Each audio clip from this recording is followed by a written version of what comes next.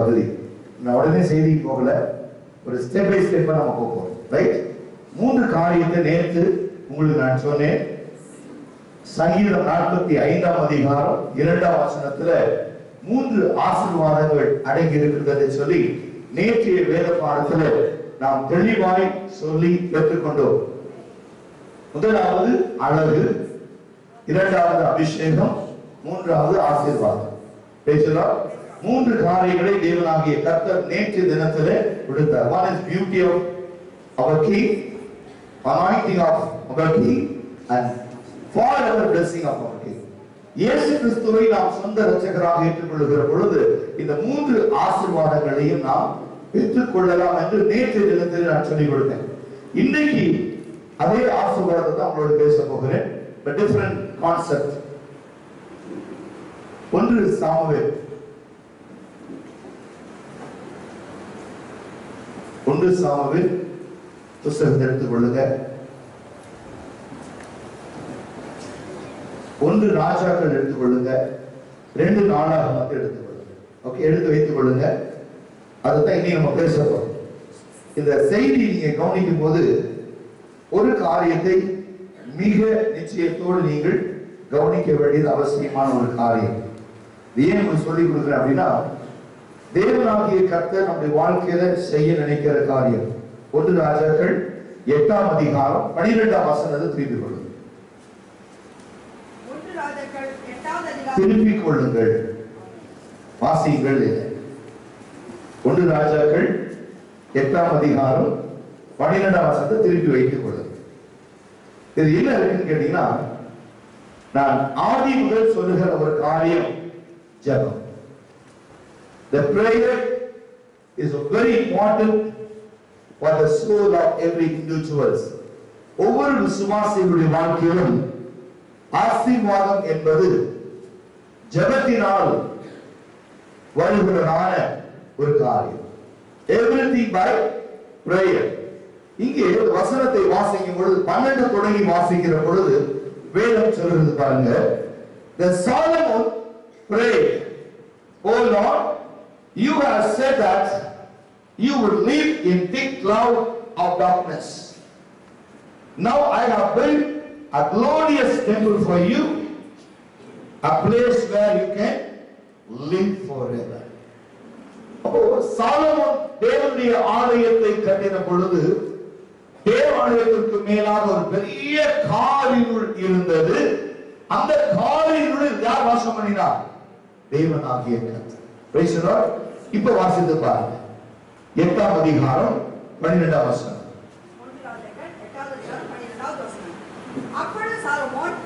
அப்பொழுது சாலமோன் காரிருளிலே வாசம் பண்ணுவேன் என்று தேவன் வாசம் பண்ணத்தக்கதான ஒரு வீடும்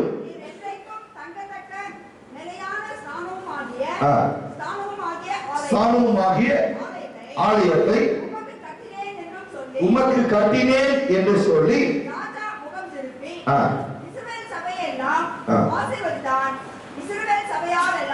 இஸ்ரவேல் சபையார் எல்லாரும் நின்றார்கள்.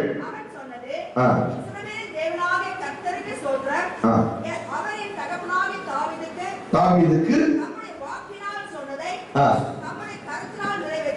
வாக்கினால் சொன்னதை தம் கரத்தினால் நிறைவேற்றுகிறார். Praise the Lord. Hallelujah. என்ன செய்ய போறோம்? முதல்ல ஜெபிக்க போறோம். Praise the Lord. நம்மை சுற்றி இருக்கிற எல்லா அந்தகாரங்களும் விலகும்படியாக ஜெபாமி இறங்க விழுந்த காலை விழுந்த. Praise the Lord. ஏன்னா தேவன் இந்த ஆண்டில் புதிய வித்தியாசமா ஒரு காரியத்தை நம்ம செய்ய போகிறார். அதற்காக நம்ம எக்யூப் பண்ணிக்குவோம். சரியா? எழுந்து நிற்போமா? Jesus. Hallelujah. Glorious God. அதாவது ஜனங்களுடைய பல நேரங்கள்ல தேவன் சில நேரங்கள் நம்மை ஆசீர்வதிக்க நினைக்கிறார். தேவன் ஆசீர்வதிக்க நினைக்கிற பொழுது அந்த ஆசீர்வாதத்துக்கு நாம் பாத்திரவான்கள இல்லாம போயிடும். எப்படி தெரியுமா? தேவன் பல நிலைகளில் நம்ம ஊழியத்திற்கு சில திட்டங்களை கொடுத்திருக்கிறார். எப்படி தேவ ஆசீர்வாதத்தை பெறணும், எப்படி உபவாசிக்கணும், எப்படி ஜெபிக்கணும், உடைய குடும்ப வாழ்க்கையில, தனிப்பட்ட வாழ்க்கையில பரிசுத்தம், ஜெபம், ஒருமனாவி, இப்படி எல்லாம் நமக்குள்ள வேணுமா? இப்ப பாத்தீங்கன்னா 1ஆம் தேதி அன்னைக்கு வந்த உடனே தேவன் என்ன செய்தாரு? அடிமை மறைத்து சொன்னார். முதல்ல ஆசீர்வாதங்களை கொடுத்துருந்தது, அதை வச்சுக்கிட்டோம். பிறகு மற்ற காரியம்லாம் செய்யலாம். எவ்வளவு பேர் கையில, எவ்வளவு பேர் 1ஆம் தேதி ஆசீர்வாதத்தை என் கையில வாங்கினீங்க? நல்லா கை வைக்கணும். சரி, இது ஆசீர்வாதம் உங்களுக்கு வந்துச்சா இல்லையா? பை ஃபெய்த் வந்துச்சா இல்லையா? கொஞ்சமா சத்தம். நான் வரல. எப்படின்னு கேட்டீங்கன்னா, அந்த நாளில் 10 மணிக்கு காசை கொடுத்தேன், 12 மணிக்கு திரும்பி குண்டியில ஆஃபரிங்ல போட்டாங்க. மகா புத்திசாலி. புரிஞ்சுட்டீங்களா? புரியுதா புரியலையா? இப்ப எப்படி ஆசீர்வாதம் இருக்கும் அவங்களுக்கு? நீ போய் அவர்களை ஆசீர்வதி. ஆசீர்வாதத்துக்கு பாத்திரவான்களா இல்லைன்னா அந்த ஆசீர்வாதம் திரும்ப என்கிட்டே வருது. இதுதான் உதாரணம். அவங்களுக்கு எத்தனை நாள் ராத்திரி அந்த 700-800 கையெழுத்துக்களை போட்டு போட்டு போட்டு போட்டு போட்டு வச்சிருக்கேன் ஜபத்தோடு கூட. கொஞ்சம் யோசித்து பாருங்க. ஒரு காரியத்தை கர்த்தர் செய்யறார் அப்படின்னா, கர்த்தர் செய்ய நினைக்கிற காரியத்துக்கு நம்ம முதல்ல பாத்திரவான்களா இருக்கும். அதே போல நேற்று சிலரை கூப்பிட்டு நான் கேட்டேன். 1ஆம் தேதி கேம்பஸ் பிரசிடென்ட் மீட்டிங் நடந்துச்சு. பேட்ஜை போட்டு அந்த வாலண்டியர்ஸ் டேக் போட்டுக்கிட்டு எத்தனை பேர் ஜெபத்தில் இருந்தீங்கன்னு கேட்டேன். அநேகர் ஜெபிக்காட்டி கூட பரவாயில்ல, கேம்பஸ்க்கு வெளியே நின்று பேசிட்டு இருந்தோம். எவ்வளவு தேவனுடைய பார்வையில் அறிவுறுப்பான ஒரு காரியம். அப்படி என் தலைமையில விழுந்த கடமையாது. நான் உட்காந்து 2:30 மணி வரைக்கும் ஜெபம் பண்ண, நீ ஊரெல்லாம் கதை பேசிட்டு உட்கார்ந்துருப்பியா உள்ள? இது இந்த நாள் முதற்கொண்டு ஒழுங்கீனமான யாரை பார்த்தாலும் ஒழித்து வெளியே தொடுக்கிறோம். ரைட் ஆகும். அதான் சொல்லுங்க, we spend lakhs together. இல்லையா? எத்தனை ஜெபம், எத்தனை பிரயாசம், ராத்திரியும் பகலும், பிள்ளைகள், எத்தனை குடும்பங்கள் உபவாசம். அன்னைக்கு 1ஆம் தேதி நிறைய பேர் சாப்பிடல. கேட்டீங்கன்னா ஃபாஸ்டிங். ஏன் ஃபாஸ்டிங்? எதுக்காக? அவங்க ஆசீர்வாதம் இல்ல, வர ஜனங்களை கர்த்தர் ஆசீர்வதிக்கும். ஒருத்தர் போய் ஒருத்தர் சொல்றாங்களா, நீங்க பேசாம இருங்க, தேவன் செய்தி நடக்கும். வெளியே போய் பாரு, இப்படி டேக் போட்டு பேசிட்டு இருக்காங்க, அவங்கள சொல்லு போ. யார் பண்ணாங்க எனக்கு அவசியம் இல்லை, இனி நடக்கக்கூடாது. இது சபை நேரத்தில் you should not do any work. You switch off the mobile, laptop, everything should be shut. தேவனுக்கு முக்கியத்துவம் கொடு, தேவனுக்கு நடந்து கொடு. அப்படி இல்லைன்னா அது யாராக இருந்தாலும் சரி, I send them out from the church. And I want to discipline. ஆவியானவர் இருக்காரு. Praise the Lord. அந்த மாதிரி ஆட்கள் தேவையில்லை. ஒரு செத்து போன பரிமளத்தை எல்லாத்தையும் கொண்டு போகப்படும். ஏன் ஆசீர்வாதம் எல்லாம் கேட்கிறாங்க? இவ்வளவு கிருபையான வசனம், இவ்வளவு அக்னியான ஊழியக்காரர், ஏன் சபை வளரல? இன்னும் இந்த இடத்தை வாங்குறதுக்கு 40 நாள் பாஸ்டிங் போட போறேன். இது வரைக்கும் எந்த சோர்ஸும் இல்லை. ஒரு 2 family they given the site 30-40 site கொடுத்தாங்க. maybe 25 lakhs, around 50 lakhs வந்திருக்கு. அவ்வளவுதான். ஏன்? இதுக்கு ஆசீர்வாதம் இல்லை, நீங்க கொடுக்க முடியல. ஏன்னா உங்களுக்கு ஆசீர்வாதம். ஏன் ஆசீர்வாதம் இல்லை? பிகாஸ் obedience இல்லை. தேவனுக்கு பயப்படுகிற பயம் இல்லை, தேவனுக்கு கீழ்ப்படுதல் இல்லை. முதல்ல செபிக்க கற்றுக்கொள்ளுங்க. இந்த சாலமோன் எவ்வளவு பெரிய ஆளு. அவன் சொல்றான், நான் தேவ ஆலயத்தை கட்டு முதல்ல அவன் சொன்ன ஜெபிக்கிறான். தேவனே ஜெபிக்கிறான். அந்த ஜெபம் என் உங்களுக்குள்ள இருக்கக்கூடாது. ஒரு ஆராதனை நேரத்துல ஜெபிக்க வரணும். முன்பாக ஜெபம் ஆவி இல்லை. ஆராதனை உட்கார்ந்துட்டு where are you looking? Whom you are looking? You should look God alone. தேவனை பயம் இருக்கணும், இருதயத்துல பயம். அந்த நாட்கள் ஆசாரியர்கள் வழிபடத்துல ஏறதுக்கு பயந்தாங்க. ஏன் பயந்தாங்க? கர்த்தர் அடிப்பார். நீங்க ஆசாரியர்கள் மட்டும் அந்த அடி இல்லை, விசுவாசிகளுக்கும் உணவும். Praise the Lord. ஆமென் சொல்லுங்க. Praise the Lord. அதிகாலை ஸ்தோத்திரபலி அப்பா அப்பா உங்களுக்கு நான் ஆராதனை ஸ்தோத்திரபலி அப்பா அப்பா உங்களுக்கு நான்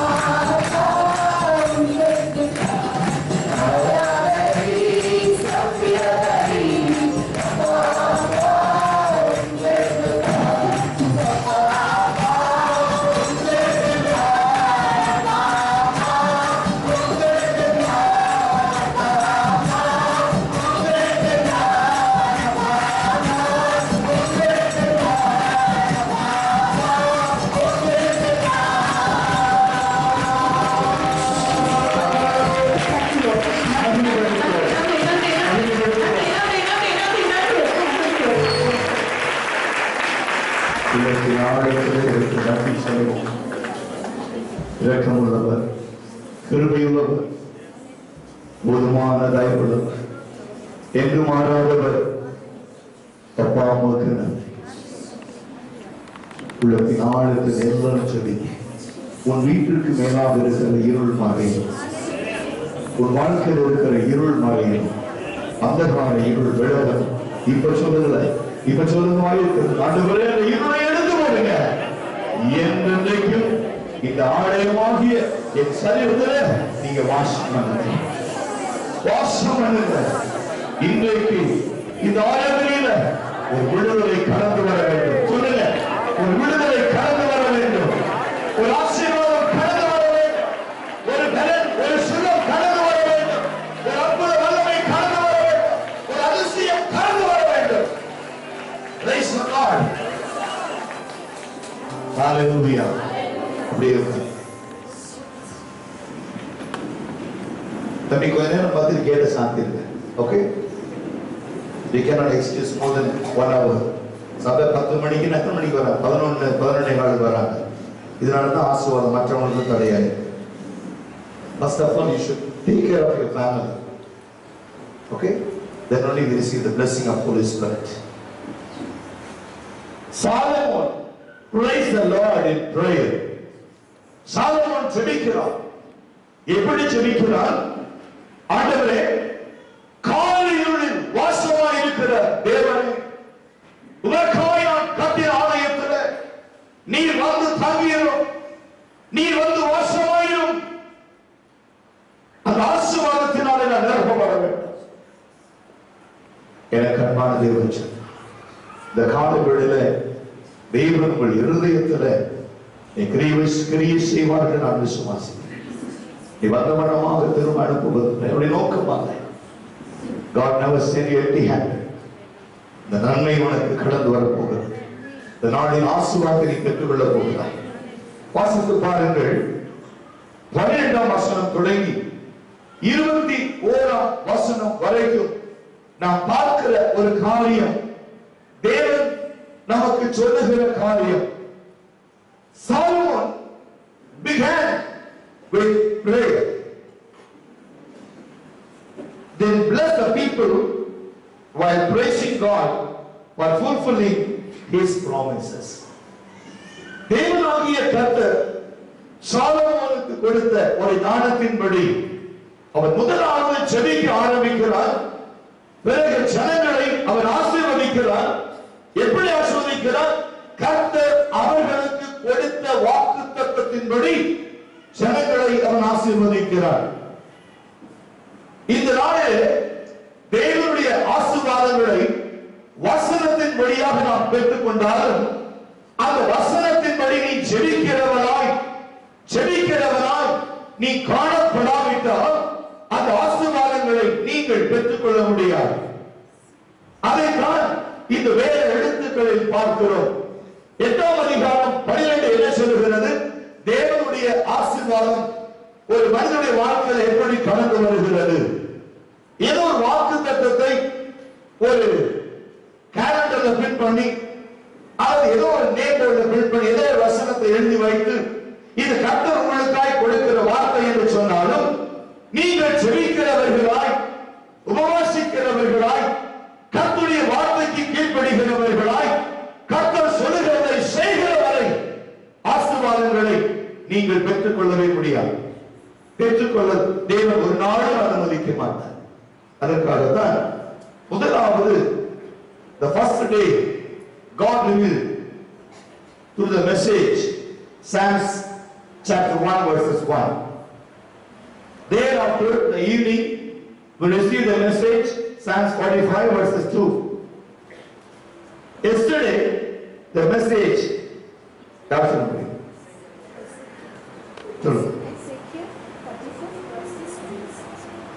கரெக்டா ஒரு பரிசு கொடுத்துருவோமா? ரைட்.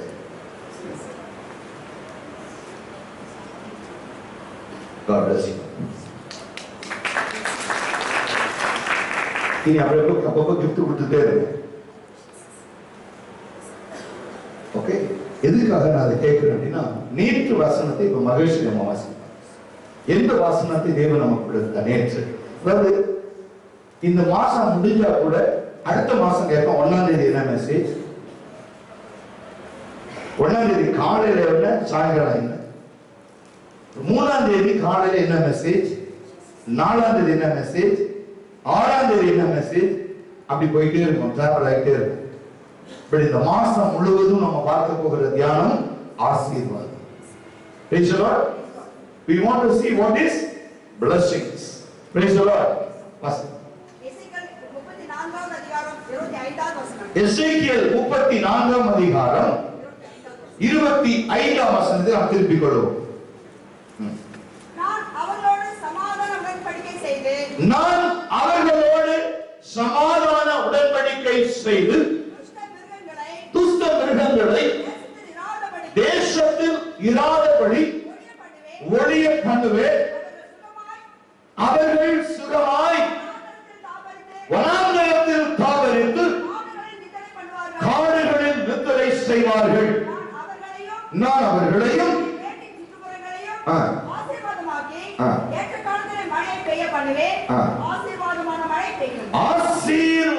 சமாதானமான மழை உன் வாழ்க்கையில பெய்யும். Praise the Lord. அப்ப 1ஆம் தேதி கர்த்தர் பேசின வார்த்தையும் நேற்றைய தினத்திலே கர்த்தர் பேசின வார்த்தையும் இன்னைக்கு கர்த்தர் உங்களோடு பேசிக் கொண்டிருக்கிற வார்த்தையும் நீங்க பாத்தீங்கன்னா, these all step by step God make us to involve in his presence. அவருடைய சமூகத்திலே இதெல்லாம் ஒரு ரகசியம், ஆவிக்குரிய ரகசியம்.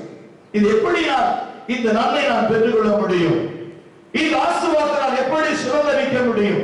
இந்த கிருபையும் இந்த பயமும் இந்த இரக்கமும் இந்த வல்லமையும் இந்த பலனும் நான் சுதந்தரிக்க என்ன செய்ய வேண்டும்? இந்த ஆசீர்வாதங்களை நான் இந்த ஆண்டு பெற்றுக்கொள்ள வேண்டும். நான் அதை இழந்துவிடக் கூடாது. கர்த்தர் என்னை மிக நிச்சயத்தோடு சொன்ன வார்த்தைகளை நான் சுதந்தரிக்கும்படி, அவருடைய நாமத்தை உயர்த்தும்படிக்கும், அவர் சமூகத்திலே நிலைத்திருக்கும்படிக்கும், அநேகருக்கு சாட்சியாக இருக்கும்படி கர்த்தர் இந்த வசனங்களை, இந்த வாக்குத்தத்தங்களை கர்த்தர் எனக்கு கையளித்திருக்கிறார். எவ்வளவு சொல்ல முடியும்? சொல்ற ஆசீர்வாதமான மழை உங்கள் வாழ்க்கையில் எப்ப தங்கும்? எப்ப தங்கும்? கர்த்தர் உங்களோடு கூட ஒரு சமாதான உடன்படிக்கை ஏற்படுத்துகிறார். கர்த்தர் எப்ப உங்களோட சமாதான உடன்படிக்கை ஏற்படுத்துவார்? When God will make you a peace covenant with you. எப்ப உங்களோட சமாதான உடன்படிக்கை ஏற்படுத்துவார்? வேதத்தை எடுத்து வாசித்து பாருங்க. இங்க சொல்றாரு, one shepherd, my servant David. God planned to raise up David's offspring to succeed him. This new David, like the first one, would be the Lord's servant, a man after God's own heart. என் இருதயத்திற்கு ஏற்றவன் என்று தாவீதை குறித்து தேவன் சொல்கிறார். இந்த வசனம் எங்க இருக்குது? 2 Samuel 7ஆம் அதிகாரம் 12 தொடங்கி 16 வரை நீங்க வாசித்து பாருங்க.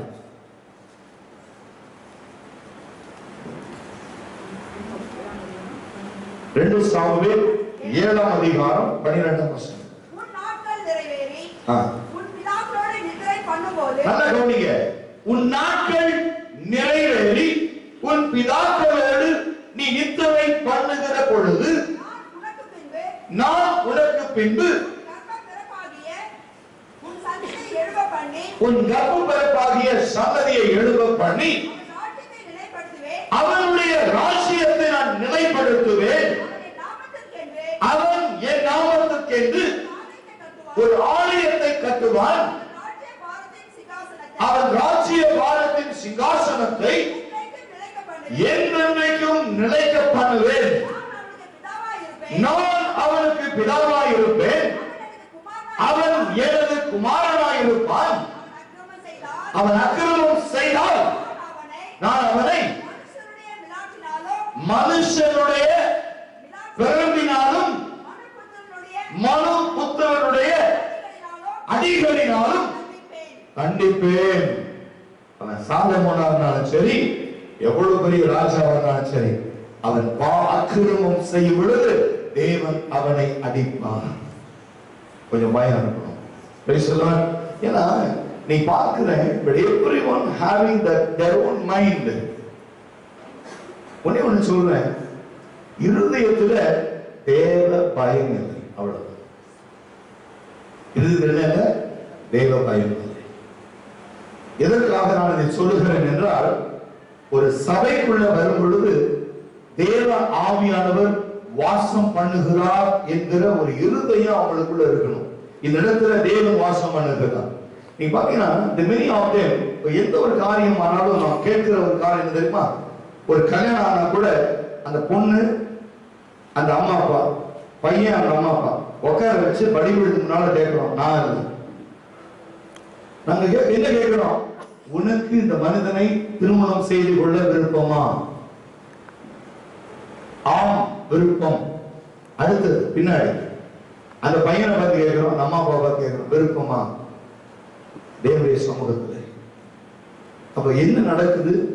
They should not pronounce outside pastor சொன்னார் அதனால தான் கழுத்தை நீட்டினேன், பாஸ்டர் சொன்னாதான் கையை நீட்டினேன். கையும் வெட்டுவார், கழுத்தையும் வெட்டுவார். இந்த இடத்துல வந்து கேட்கறது எது கேட்கிறோம்? உங்க எப்பட முடிவு எடுத்துக்கலாம். என்றைக்கு தேவ சமூகத்துக்குள்ள வந்து தேவனுக்கு சாட்சியாகி ஒரு வார்த்தை சொல்லுவாயானால் அந்த ரத்த பழி என் மேலும் என் குடும்பத்தின் மேலும் வராது. You cannot blame outside. The pastor organized, the pastor insists me. You cannot blame pastors. We want to do everything good. உன்னுடைய மனசும் உன் மாமிசமும் பாவத்தில் அழியுமானால் அதை கொண்டு போய் ஊழியக்காரருடைய தலையின் மேல் சுமத்துவது தேவனுடைய பார்வையில் அருவருப்பாக இருக்கும். தேவன் மனுஷ பிரகாரம் மிராட்டினாலும் அடிகளினாலும் தேவன் தண்டிப்பார். சபைன்னு சொன்னா முதல்ல ஒரு பயம் இருக்கும். தேவனுக்கு பயப்படுகிற பயம். எவ்வளவு பெரிய பிரசங்கி ஆனாலும் இந்த இடத்துல வந்து நின்னு நான் சொல்ற முதல் காரியம், இது தேவனுடைய வீடு, தேவனுடைய சமூகம். இந்த இடத்துல அக்கினி நான் காண்கிறேன். உங்களுக்கு தெரியாது, நேற்று தினத்துல பாஸ்டர் என்னுடைய மொபைல் எடுத்து பாருங்க, பாஸ்டர் பிரேம் ஒரு மெசேஜ் எனக்கு இருக்கிறார், உங்கள் சபைக்கு வர நான் வாஞ்சையா இருக்கிறேன். நான் சொன்னேன் I let you know pastor ஒரு மெசேஜ் அனுப்பினேன். திரும்பி சொன்னார் 11th I planning to come to your church. கூடுமான வரைக்கும் நான் உங்களோடு பேச ஆசைப்படுகிறேன். The revelation of God. உடனே ஒன்று சொன்னேன், pastor we have communion that time, let you know about it. Very blessed church. அந்த சபைக்கு நான் வந்த பிறகுதான் என் ஊழியத்தை கர்த்தர் விரிவாக்கி இருக்கிறார். பெங்களூரிலே பெரிய சபை FGH, எத்தனையோ ஆண்டுகள் இருந்தேன், எந்த நன்மையை நான் காணவில்லை. ஒரு அடிமையை போல நடத்தப்பட்டேன், என் சுதந்திரம் பறிக்கப்பட்டது, ஒரு அடிமையா இருந்தேன். என்னைக்கு வெளியே வந்தேன், முதலாவது உங்க சபையில நான் பேசினேன், நீ கொடுத்த தீர்க்க தரிசனத்தின்படி கர்த்தரை உயர்த்த ஆரம்பிக்கிறது. ஒன்னாம் தேதி நான் சொன்னேன், வர முடியல pastor, sorry, because of your blessing I'm preaching Jesus Christ, because I'm running towards here and there for ministry after visiting a church. Again and again my heart said go to this church. என் இருதயம் சொல்கிறது அந்த சபைக்கு நீ போ, ஆசீர்வாதத்தை பெற்றுக்கொள்ள என்று சொன்னார். இங்கே மனுஷனை உயர்த்துவதற்கு நான் இல்லை, என் தெய்வனுடைய நாமம் மகிமைப்படும். நீங்க பேசுகிற ஒவ்வொரு வார்த்தையும், நீங்க பாடுகிற ஒவ்வொரு பாடலும், நீங்க படிக்கிற சங்கீதமும், நீங்க ஜெபமும் தேவனை மகிமைப்படும். we cannot hypocrite in this place. மனுஷனை பிடித்துக் கொள்ளும்படியாய், மனுஷனுடைய இருதயத்திலே இடம் பிடிக்கும்படியா நம்ம வந்து ஒரு நாடகத்தை நடப்பிக்க கூடாது. we cannot make the drama. This is not a place. இந்த இடத்துல ஆவியானவர் இருக்கிறார், ஆவியானவர் இருக்கிற அந்த இடத்துல நீங்க பாருங்க. 2015 முடியும் போது பாதி சேர் காலியாயிடும். இந்த பாதி சேரை மடக்கி வெளியே போட்டு ஏன் தெரியுமா? மேட் போட போறோம். ஏன் மேட் போட போறோம்? இடம் பத்தல. அப்ப தந்திரியா சொல்லுவாரு, முதல்லயே பாஸ்டர் சொன்னார் இன்னும் பெருசா கட்டுங்க. ஆமென். கர்த்தர் செய்வார். ஆமென். கர்த்தர் உங்களை கொண்டு சபையை கட்ட போகிறார். Praise the Lord. அதுக்கு தான் இந்த ஆண்டு கர்த்தர் சொன்னாரு, நான் உங்களை நாட்டுவேன், ஒருவனும் பிடுங்க முடியாது. கர்த்தர் நாட்டிட்டாரு, அடுத்தது கர்த்தர் கட்டப்போகுது. இதோ நாட்டுவேன், கட்டுவேன், கர்த்தர் சொல்றார். அந்த கட்டது யாரு? நீங்க தான் கட்ட போறீங்க. கர்த்தர் உங்களை ஆசீர்வதிக்க போகிறார். எல்லா நன்மைகளாலும் அதற்கு முன்பு நீ செய்ய வேண்டிய ஒரு காரியம் என்ன? நேற்று தினத்திலே தேவனாகிய கர்த்தர் பேசின ஒரு வார்த்தை திட்டமும் தெளிவுமாய் எசேக்கியேல் 34 அதிகாரம் 25 வசனத்திலே கர்த்தர் சொல்கிறார், நான் இந்த ஜனத்தோடு ஒரு சமாதான உடன்படிக்கை ஏற்படுத்துவேன். I made a peace covenant with them.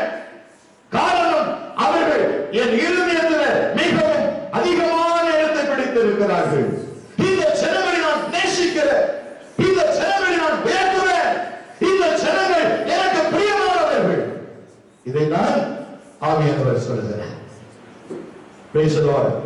நீங்கள் தேவனுடைய இருதயத்திற்கு ஏற்றவர்களாய் நீங்கள் மாறினவுடனே அவர் சொல்றார், நான் இவர்களுக்கு தேவனாக இருப்பேன், இவர்கள் என் ஜனமாக இருப்பார்கள். அதான் சாலமோனுக்கு சொன்னார், அவன் என்னுடைய ஆலயத்தை கட்டுவான், அவன் என்னுடைய ஆலயத்தை கட்டுவான், அவனுக்கு நான் தேவனாக இருப்பேன், அவனுக்கு ஜனமாக இருப்பான். எல்லாரும் பாருங்க, நீங்க நிம்மதியா இருக்கும்படியாய் கர்த்தர் உங்களை செய்ய போகிறார். இந்த முதல் வருடத்தினுடைய முதல் ஆராதனை இந்த வாழ்க்கையில பல பிரச்சனைகள் மாறப்போகிறது. என் இருதயத்தில் ஆவியானவர் பேசிக் கொண்டிருக்கிறார். அநேக திட்டங்களை கர்த்தர் இன்றைக்கு உனக்கு கொடுக்க போகிறார். பல தீர்மானங்களை கர்த்தர் உன் இருதயத்தில் வெளிப்படுத்த போகிறார். நவமான பாஷைகளையும் அதற்கான வியாக்கியானத்தையும் கர்த்தர் கொடுக்க போகிறார். உன்னை எனக்கு இருதயத்திற்கு ஏற்றவள், நீ என் இருதயத்திற்கு ஏற்றவள் என்று கர்த்தர் சொல்ல போகிறார். அதற்கு ஒரே ஒரு காரணம் என்ன தெரியுமா? கர்த்தர் உன்னை நேசிக்கிறார். Still he loves you. உன்னை நேசிக்கிறார் மகளே, அவர் உன்னை நேசிக்கிறார் மகளே. அதை ஒருபோது நீ மறந்து விடாதே. ஒரு வாலிப தம்பி என்னிடத்துல போன் பண்ணி சொன்னாரு, ஐயா எல்லா வாசல்களும் அடைக்கப்பட்டுச்சு, நன்மை நான் காண முடியல, ஒழுங்கா சபைக்கு வரேன், உட்கார்ந்துட்டு போயிடுவேன், ஆனா ஆசீர்வாதத்திற்கு தடையா இருக்குது என்னன்னு கேட்கும்போது நான் வந்து ஒண்ணு கேட்ட மாட்டேன், தம்பி நான் கொஞ்ச நாளா அவளை பார்க்கிறேன், you never involved any spiritual meetings, you never take any responsibilities. ஆதி காலங்களில் உண்மையாக நீ தேவனுக்கு அர்ப்பணித்து நீ காரியங்களை செய்தாய், கர்த்தரும் இருதயத்தை பார்த்து நீ ஆசீர்வதித்தார். ஆனா தேவன் ஆசீர்வதிக்கப்பட்ட பிறகு நீ சொல்ற ஒரே ஒரு காரியம், எனக்கு நேரம் இல்லை, நான் வருவதற்கு முயற்சி செய்கிறேன் ஆனால் முடியவில்லை என்று சொல்லி தேவனை விட்டு நீ தூரமாய் போய் கொண்டிருக்கிறதை என் இருதயத்தில் ஆவியானவர் சொல்லுகிறார். இப்ப ஜெபிக்க நேரம் இல்லை, வேத வாசிக்க நேரம் இல்லை, ஞாயிற்றுக்கிழமையோட நீ பிசினஸுக்கு நீ ஓடுகிறாய், சபைக்கு வருவதற்கு மாசத்துல 2 தடவை நீ வர்றது பெரிய காரியம், உண்மையா இல்லையான்னு கேட்டேன். இந்த தம்பி கண்ணீரோடு சொன்னான், நான் சபைக்கு வருவதையும் சபையோடு இணைந்து காரியங்களை செய்வதையும் நான் விட்டு விட்டேன், கர்த்தரின் ஆசீர்வாதங்களை எல்லாம் முடக்கி விட்டார். லோன் கட்டலன்னு சொல்லி 2 வீலரை பேங்க்காரன் சீஸ் பண்ணிட்டு போயிட்டான். நண்பருக்கு நான் 25,000 ரூபாய் கடன் வாங்கி கொடுத்தேன் வட்டிக்கு, அவன் பணத்தை தூக்கிட்டு போயிட்டான். நான் அநியாயமை மாதம் வட்டி கட்டிக்கிட்டு இருக்கேன் வாங்காத பணத்துக்கு. இப்படியே தகப்பன திடீர்னு ஆஸ்துமா வியாதி வந்தது, ஹாஸ்பிட்டல்ல படுக்க வச்சோம், 15,000 ரூபாய் செலவு பண்ணேன். இப்படி அடிக்கிட்டே போய் ஒன்றொன்றாய் எத்தனைக்கு நான் சொல்ற காரணம், நான் சொன்ன what is the reason behind it? ஐயா நான் சபையை விட்டு நான் விலகிட்டேன், சபைக்கு நான் செய்ய வேண்டியதை, சபைக்கு காண்பிக்க வேண்டிய கனத்தை நான் கொடுக்கவில்லை, ஆகையால் என் ஆசீர்வாதங்கள் எல்லாம் தடைபட்டிருக்கிறது. எனக்கு அன்பான தெய்வம், இந்த நாளிலே நீ கர்த்தரை மறப்பாயானால் கர்த்தர் உன்னை மறந்து கொள்வார். இது எச்சரிப்பா சொல்ல பணிவோடு சொல்லுகிறேன். கர்த்தரை நேசித்து உன்னை பார்த்து சொல்லுகிற ஒரு காரியம், நீங்கள் என்னுடைய ஜனம், நான் உங்கள் தேவனாக இருப்பேன். இதுதான் சாலமோனுக்கு சொல்றார். வாசித்து பாருங்கள், 2 சாமுவேல் 7ஆம் அதிகாரம் 12ஆம் வசனத்தை எடுத்துக் கொள்ளுங்க. 2 சாமுவேல் 7ஆம் அதிகாரம் 12ஆம் வசனம். நான் அதை குறித்து உங்களுக்கு நான் விளக்கமாய் சொல்ல ஆசைப்படுகிறேன். வாசி. உன் நாட்கள் நிறைவேறி உன் பிதாக்களோடு நித்திரை பண்ணும்போது நான் உனக்கு பின்பு உன் கர்ப்ப பிறப்பாகிய உன் சந்ததியை எழும்ப பண்ணி அவன் ராஜ்யத்தை நிலைப்படுத்துவேன். One of your descendant will build a house for my name. என்ன சொல்றாரு? உன்னுடைய வம்சத்திலிருந்து, உன்னுடைய சந்ததியிலிருந்து ஒருவனை எழும்ப பண்ணி அவன் எனக்கென்று ஒரு வீட்டை கட்டுவான், எனக்கென்று கட்டுவான், என் நாமத்துக்கு என்று கட்டுவான், நான் அதில் வாசம் பண்ணுவேன். Praise the Lord. David's son Solomon would build the temple. David's personal involvement in military conflict and bloodshed disqualified him from building a God's temple. First Chronicles 22:8 and 9. 1 நாளாகமம் 22ஆம் அதிகாரம் 8-9 வசனங்களை வாசி. 1 நாளாகமம் 22ஆம் அதிகாரம் 8-9 வசனங்கள். ஆனாலும் கர்த்தருடைய வார்த்தை எனக்கு உண்டாகி நீ திரளான ரத்தத்தை சிந்தி பெரிய யுத்தங்களை பண்ணினாய், என் நாமத்திற்கு ஆலயத்தை கட்ட வேண்டாம், மிகுதியான ரத்தத்தை தரையிலே சிந்த பண்ணினாய், இதோ உனக்கு பிறக்க போகிற உன் குமாரன் அமைதியுள்ள புருஷனாய் இருப்பான். அவன் சத்துருக்களை எல்லாம் விலக்கி ஆகையால் அவன் பேர் சாலமோன் எனப்படும். அவன் நாட்களில் இஸ்ரவேலின் மேல் சமாதானத்தையும் அருளுவேன். அவன் என்னுடைய நாமத்திற்கு ஆலயத்தை கட்டுவான். அவன் என்னுடைய குமாரனாய் இருப்பான். நான் அவனுக்கு பிதாவாய் இருப்பேன். Praise the Lord. இங்கே சில காரியங்களை நீங்க பார்த்தீங்கன்னா, I will be his father. தெளிவா சொல்றார். And he will be my son. Kings in David's line would enjoy the special covenant relationship with the God. தேவனோடு கூட அவன் ஒரு ரகசிய உடன்படிக்கை ஏற்படுத்துகிறவனாய் அவன் காணப்படுகிறான். தேவனோடு ரகசிய உடன்படிக்கை ஏற்படுத்துகிறான். இதுக்கு என்ன காரணம் தெரியுமா? பல நேரங்களில் தேவனுடைய கிருபையை அநியாயமாய் நாம் இழந்து விடுகிறோம். தேவனுடைய அபிஷேகத்தை நாம் தவறாய் எண்ணிவிடுகிறோம். தேவனிடத்திலே நன்மையை பெற்றுக் கொள்கிறோம். ஆனால் நன்மை யாரால் உண்டது, யாரால் வாழ்ந்தது, இந்த நன்மை எனக்கு செய்தது யார், மறந்து விடுகிறோம். ஆனால் இந்த நாளிலே தேவனாகிய கர்த்தர் சொல்கிறார், தாவீது எத்தனை காரியங்களை கர்த்தருக்காய் அவன் செய்தான். முதலாவது நாம் வாசித்தோம், தாவீது என் இருதயத்திற்கு ஏற்றவன் என்று தேவனாகிய கர்த்தர் தாவீதை குறித்து சாட்சி கொடுக்கிறார்.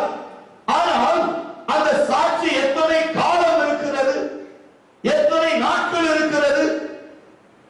தேவனுடைய இருதயத்திற்கு ஏற்ற மனிதனான தாவீதுடைய வாழ்க்கையிலே அவனுடைய நாட்கள் செல்ல செல்ல செல்ல கர்த்தருடைய இருதயத்திலே அவன் இடம் பிடிக்காதவனாய் போய் விடுகிறான். அவன் சொல்லுகிறார், உன் கையிலிருந்து நீ மிகுதியான ரத்தம் சிந்தினபடியினால் நீ எனக்கு என்ற ஒரு ஆலயத்தை நீ கட்ட முடியாது.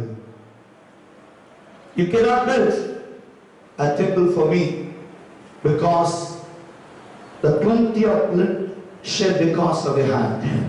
உன் கரத்திலிருந்து ரத்தம் சிந்ததில் வந்தது. உன் கர்ப்பப்பிறப்பாகிய சாலமோன் அதை செய்வான். அவன் ஜனங்களுக்குள் அமைதியாக இருப்பான். அவன் மேல் என் ஆவியை ஊற்றுவேன். அவன் எனக்கு இந்த ஆலயத்தை கட்டுவான். நான் அவன் தேவனாக இருப்பேன், அவர் என் குமாரனாக இருப்பான். இந்த வார்த்தை சொல்லுகிறார். இதற்கு பின்னால் நடந்தது என்ன? You cannot see only the one topic. அடிக்கடி நாம் ஜெபம் சொல்றோம், தாவீது தேவனுடைய இருதயத்திற்கு ஏற்றவன், ஏன் ஆலயத்தை கட்ட முடியல? நீ செய்கிற ஒரு காரியம் நன்மையா இருக்கலாம், 10 காரியம் தீமையா இருக்கலாம். ஒரு நன்மையின் நிமித்தம் கர்த்தரை அங்கீகரிக்க முடியாது. நீ செய்கிற ஒரு கிரியை நிமித்தம் கர்த்தர் இருதயத்துக்கு ஏற்றவன் என்று ஏற்றுக்கொள்ள முடியாது. தேவனாகிய கர்த்தருடைய இருதயத்திற்கு ஏற்றவனாய் நீ மாற வேண்டுமானால் உன் வாழ்க்கை தலைகீழாய் மாற வேண்டும். மனுஷன் பிரியப்படுகிறபடி அல்ல, மனுஷன் விரும்புகிறபடி அல்ல, கர்த்தருடைய இருதயத்திற்கு ஏற்றவர்களாய் சதா காலமும் மரிக்கிற வரைக்கும் நீ வாழ வேண்டும். அதுதான் தேவ கருணை, அதுதான் தேவ சித்தம். பல நேரங்களில் உன் வாழ்க்கையில் நாம் பார்க்கிற காரியங்கள் இப்படித்தான் இருக்கிறது. ஏதோ அரை மணி நேரம் செபிக்கிறோம், அல்லது 1 மணி நேரம் செபிப்போம், 23 மணி நேரம் என்ன செய்து கொண்டிருக்கிறோம்? ஞாயிற்றுக்கிழமைகளிலே 10 மணியிலிருந்து 12 மணி வரைக்கும் தேவனை ஆராதிச்சிருவோம். அதற்கு பிறகு வாழ்க்கை எப்படி இருக்கிறது? தேவன் விரும்புகிற வாழ்க்கையா? தேவனை ஏற்றுக்கொள்வார்?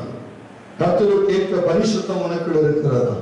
வேத வசனத்தை தியானிக்கிறவர்களாய் தியானம் அணுகிறவர்களாய் இருக்கிறாயா?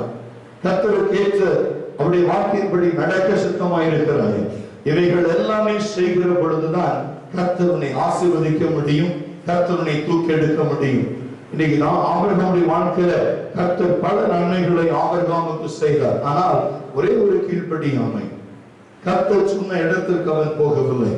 ஆதாம் ஏவாளுடைய கையில திருடான ஒரு அருமையான ஆசீர்வாதமான தோட்டத்தை கொடுக்கிறார். கீழ்ப்படியான பொழுது அதை எடுத்து விடுகிறார். சாலமோனுடைய வாழ்க்கையில அவர் எல்லா நன்மையும் செய்தார். கடைசி காலத்துல பாருங்க என்ன ஆகுது, அவன் என்ன செய்கிறார், விக்கிரக ஆராதனை செய்யும்படி அவனை தூண்டி விடுகிறார்கள். இதைத்தான் நம்ம பார்க்கிறோம். பல நேரங்களில் அப்படிப்பட்ட வாழ்க்கை வாழுகிறதுனால தான் நம்முடைய வாழ்க்கையில பல நன்மைகளை நாம் இழந்தவர்களை காணப்படுகிறோம். எல்லா இடத்திலும் நீ தயவு காண்பிக்க வேண்டும். பிரசங்கித்தலாம், பாட்டு பாடிடலாம், செபிக்கலாம். After that, அதற்கு பிறகு கர்த்தர் வந்து எதிர்பார்க்கிறார். ஒரு நன்மையை செஞ்சுட்ட அதிலேயே சந்தோஷமா இருந்ததை விட அடுத்து நான் என்ன நன்மை செய்யலாம், கர்த்தரிடத்தில் எதிர்பார்க்கிற அடுத்த காரியம் என்ன, என்னிடத்திலே பரிபூர்ண கீழ்ப்படுதல் இருக்கிறதா, பரிபூர்ண சித்தம் செய்கிறவனா இருக்கிறேனா, ஒருவேளை மற்றவர்களை காயப்படுத்தும்படியே நான் பேசுகிறேனா, மற்றவர்களை உடைக்கிறவனா இருக்கிறேனா, அந்த பொறுமையும் அந்த தயவும் உனக்குள்ள இல்லைன்னா கர்த்தரை எடுத்து பயன்படுத்த முடியும். எடுத்து வாசித்து பாருங்க. யூதாஸ் எப்பொழுதும் இயேசு கிறிஸ்துவோடு கூட இருக்கிறார். அவனுக்குள்ள நல்ல குணாதிசயம் இருந்துச்சு. ஆனால் அப்பப்போ பிசாசுக்கு இடம் கொடுத்துருவோம். வேதம் சொல்லுகிறது யூதாசுக்குள் பிசாசு புகுந்தான். யூதாஸ் யார் கூட இருந்தானே, யார் இயேசு யாரு சொல்லுங்க.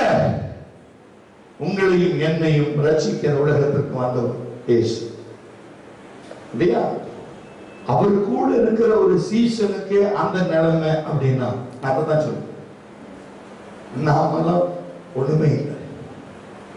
என் கூட இருக்கிறது நீ பெருமையா நினைக்காத, என் கூட நடக்கிறத நீ பெருமையா நினைக்காத, என் கூட உட்கார்ந்து சாப்பிடுறத நீ பெருமையா நினைக்காத. I am the waste vessel, பிரயோஜனம் இல்லாத ஒரு பாத்திரம். ஆனால் அவர் கூட நீ இருக்கணும். உம்மோடு இருப்பதுதான் உள்ளத்தின் வாஞ்சையா, உம் சித்தம் செய்வதுதான் இதயத்தின் ஏக்கமையா.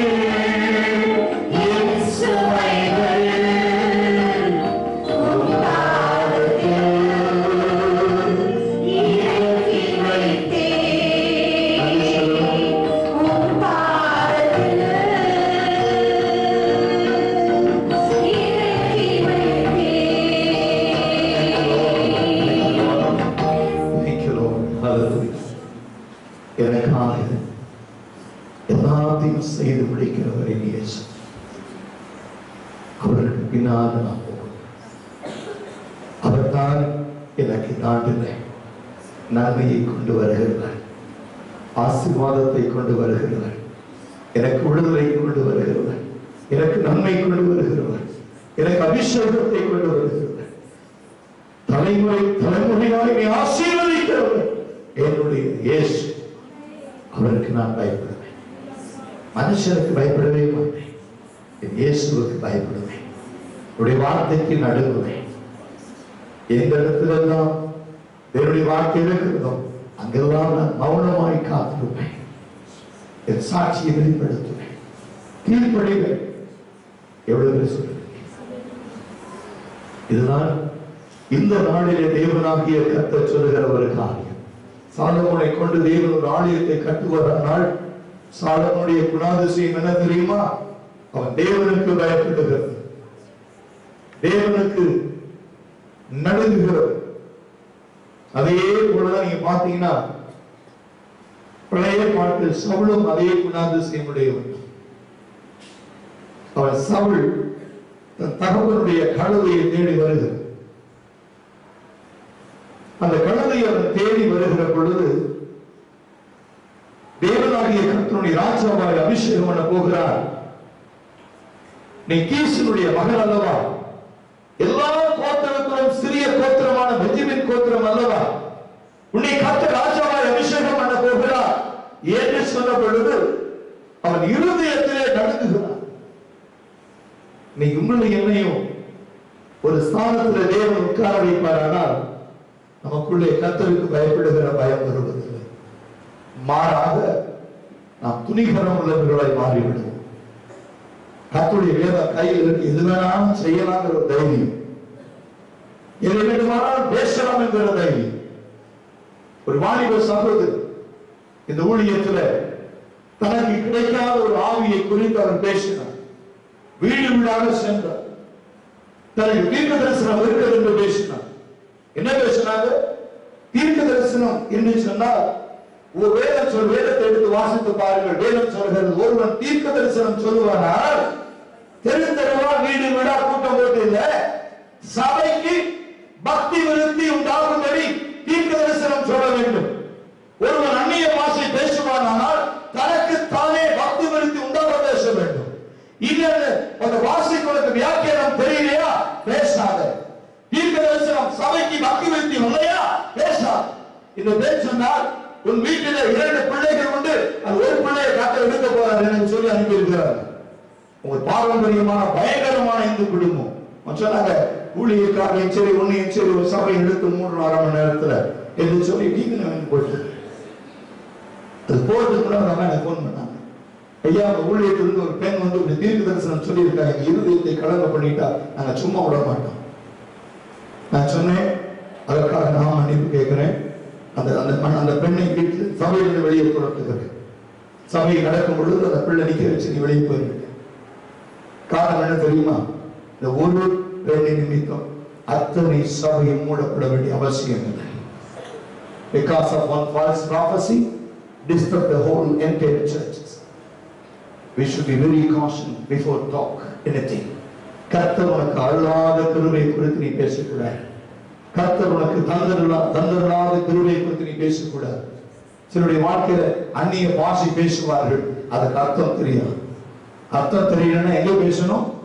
வீட்டுக்குள்ளே அறை கதவை சாத்தி அந்த இடத்துல இதா காணும்படியாய் நீ பேசணும். அது யாரையும் பாதிக்காது. நீ சபையில் அந்நிய பாஷை பேசுவாயானால் அது வெங்கடத்துல ஓசை எழுப்புகிற மணிக்கொப்பாக இருக்கும். The people can hear but there is no meaning in that. இதுதான் அவருக்குரிய வாழ்க்கை. இனியாவது உனக்கு பயம், இந்த இடத்துல நிற்கும் போது உனக்கு பயம் வேண்டும். கர்த்தர் பேசுவார். எப்படி பேசுவார்? ஏதோ ஒரு இருதயத்தில் இருக்கிற காரியத்தை அல்ல. ஜனவரி 1ஆம் தேதி கர்த்தர் 3 காரியங்களை வெளிப்படுத்தினார். 3 தான் வெளிப்படுத்தினார், நேரம் இல்லை.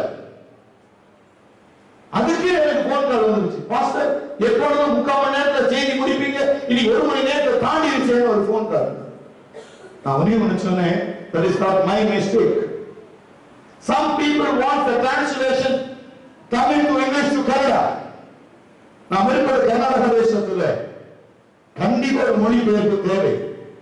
3 மணிக்கு கூப்பிட்டோம், அந்த தம்பி 4 மணிக்கு வந்தார். தோழியர் டிரான்ஸ்லேஷன் நடந்துச்சு.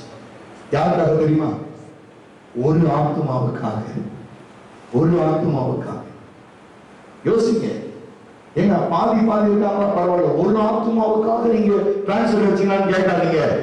அந்த ஒரு ஆத்மா தேவனுடைய பார்வையை விட இருந்தது. We get the feedback on that day. சொன்னாங்க, கர்த்தர் முழுக்க உங்களை மறைத்து பேசினார். செய்தி முடிந்த பிறகு we had a small interview to the people. ஜனங்கள் சொன்னார், ஃபீட்பேக் என்ன தெரியுமா? சகோதரன் பேசின மனிதன் நான், சகோதரன் பேசின பெண் நான். we have the evidence. we have evidence. ஏதோ இல்லாததை பேசுவது அல்ல. சேலத்தில் நடந்த ஒரு கூட்டத்தில் ஒரு பெரிய தேவ மனிதன், இந்தியாவிலே பெரிய ஊழியக்காரன் சொல்றாரு, இங்கே ஒரு எய்ட்ஸ் வியாதி சுகமாயிருச்சு ஒரு ஆளுக்கு. அந்த மனிதன் மேடைக்கு வருகிறான், சாட்சி சொல்றான், எய்ட்ஸ் குணமாயிருச்சு. இன்னொரு மனிதன் சொல்ற, ஒரு சுகர் வியாதி 13 வருஷமா சுகமாயிருச்சு. அந்த ஆள் வந்து சொன்ன, எனக்கு சுகர் வியாதி நல்லா ஆயிடுச்சு. ஒரு மெடிக்கல் டீம், அங்க இருந்த மெடிக்கல் டீம் இவருடைய பெயரையும் விலாசத்தையும் வாங்கிட்டு அப்படியே தூக்கிட்டு போய் ஒரு டெஸ்ட் எடுத்த பிறகு பாத்தீங்கன்னா எய்ட்ஸும் மறையல, சுகர் வியாதியும் மறையல. அடுத்த மாதம் பேப்பர்ல போட்டு கிளிகளின் வச்சாங்க. பிரச்சனை ஊழியக்காரனுக்கு அல்ல, எனக்காய் மறித்த இயேசுவுக்கு தான் பிரச்சனை. யாருடைய நாமத்திலே தீர்க்கதரிசனம் சொல்லுகிறீர்கள்? யாருடைய நாமத்தினாலே அற்புதங்களை செய்கிறீர்கள்? யாருடைய நாமத்தினாலே அடையாளங்கள் நடக்கிறது? இயேசுவின் நாமத்தினாலே. அப்படி வியாதி மாறவில்லை என்று சொன்னால், அற்புதம் நடக்கவில்லை என்று சொன்னால், எனக்காக மறித்த இயேசு பொய் என்று ஆகிவிடும். ஆகையால் இந்த ஆண்டில் தேவனாகிய கர்த்தர் வைராக்கியமாய் இந்த சபையிலிருந்து புறப்பட போகிறார்.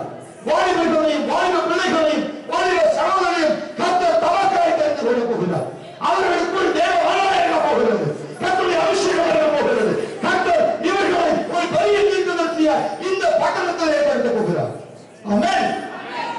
This is what God's plan about this ministry. இந்த ஊழியத்தை குறித்த தேவ நோக்கம் அதுதான். பொய்யை பிரசங்கிக்கிற ஊழியர் அல்ல, இல்லாததை இருக்கிறதாய் பிரசங்கிப்பது அல்ல ஊழியம்.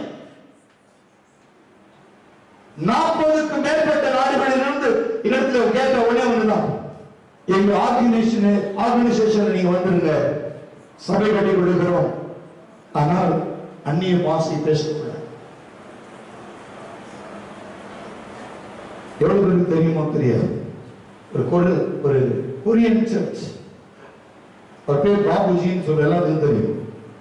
ஒரு முறை அவரை சந்திக்க கர்த்தர் கிருபை செய்தார். அவரோட பேசும்பொழுது நீங்க அறிமுகப்படுத்த சொன்னாரு, he is a marvelous servant of God. His prophecy around the nation is traveling all over the world. God using him mightily. சொன்னவன் அவர் சொன்னாரு, என்ன உதவி வேணுமா தரேன். முன்னால பெரிய சபை, பின்னால பாஸ்டர், கோட்லெஸ் கார், மாசமான ஒரு தொகை. அவர் ஒன்னே ஒன்று சொன்னாரு, நீங்கள் அந்நிய பாஷை பேசக்கூடாது, தீர்க்க தரிசனம் சொல்லக்கூடாது, வியாதிகளை சுகமாக்க கூடாது. என்ன சொல்லிட்டு நினைச்சிருக்கீங்க? இன்னைக்கு இவ்வளவு கஷ்டப்பட வேண்டிய அவசியம் இல்லை. மனுஷனுக்கு ஏற்ற ஒரு வேஷம் போட்டிருந்தோம்னா இந்த சபை எங்கே போயிருக்கும். கவனித்து விடுங்க.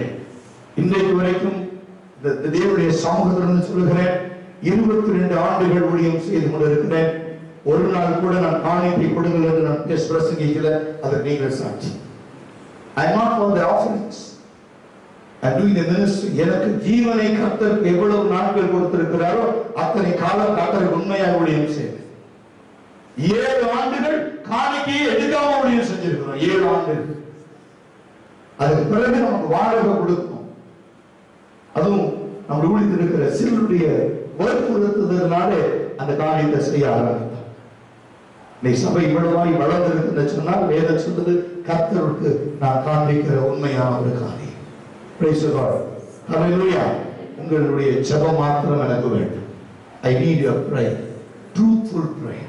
உண்மையான இருதயத்தில் நீங்கள் ஒருமித்து 1 மணி நேரம் இந்த சபைக்காக ஜெபிப்பீர்களானால் இந்த மே மாசம் 1ஆம் தேதி நம்ம சொந்தமாக்க மாத்திரமல்ல, கட்டடத்தையும் கட்ட முடியும். நான் விசுவாசிக்கிறேன். கர்த்தர் நம்மை ஆசீர்வதிப்பதற்கு 1 மாதம் 2 மாதம் 5 மாதம் தேவையில்லை. ஒரே ஒரு நாள் போதும். ஒரு நாள் போதும். ஒரு மனிதர் கேட்கிறார், நான் சபை கட்ட வேண்டும், எனக்கு 10 கோடி வேண்டும் என்று. ஒரு மனுஷன் சொல்றான் 50 லட்சம் கொடுக்குறேன். எந்திரிச்சு யாரு? ஒரே ஒரு மனுஷன் 50 லட்சம் தரேன். அந்த மாதிரி 4 பேர் உங்களை எழுந்தா போதும், சபையை நம்ம வாங்கிடலாம். 400 பேர் வேண்டாம், 4 பேர் போதும் சபையை எழுத முடியும். எவ்வளவு பேர் எழுத முடியும்? 4 பேர். அதை நீங்க யாருன்னு முடிவு பண்ணிக்கீங்க. 50 லட்சம் 50 லட்சம் 50 லட்சம் 50 லட்சம் கூப்பிட்டு ரிஜிஸ்டர் பண்ணிட்டு போயிட்டே இருக்கலாம். கர்த்தர் செய்வாரா செய்ய மாட்டாரா?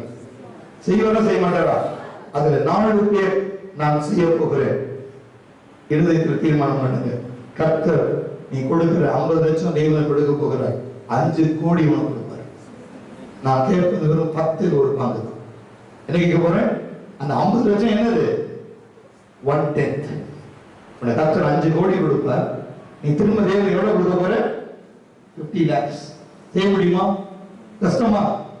கஷ்டமா நஷ்டமா? சொல்லுங்க. சொல்லமா? மகேஸ்வரியமா சொல்லுங்க. 5 கோடி கர்த்தர் உங்களுக்கு எவ்வளவு கொடுப்பீங்க? ஆண்டவருக்கு ஈஸி. சந்தோஷம் யோசிச்சுக்கோங்க. முடிஞ்சு போச்சு. 2 ஆயிடுச்சு. இப்போ எவ்வளவு பேர் ஆயிட்டாங்க? அடுத்தது யார் கேட்குமா பார்க்கலாம். 5 கோடி கொடுத்தா 3வது, இன்னொன்னு 5 கோடி 4வது, 5வது, ஆமென். 6, 7, 8 வா, இடத்தையும் வாங்கிடலாம், கட்டடத்தையும் கட்டி. ஆமென் சொல்லுங்க. அது கை தூக்கம் மட்டும் இருந்துச்சு. சபையா நாங்க ஜெபம் பண்ணோம். எத்தனை கொடுக்க போறாங்க? உங்களுக்கு 5 கோடி கொடுக்க போறேன். Praise the Lord. This is faith. This is faith.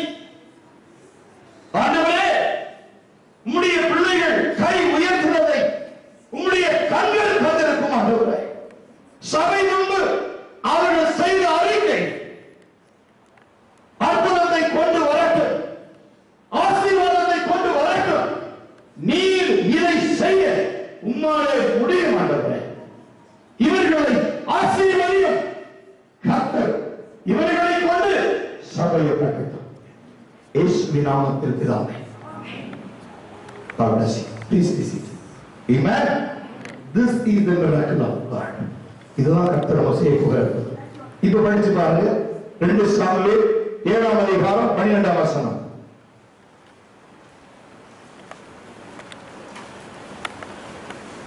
2 Samuel 7:12. சீக்கிரமாய்.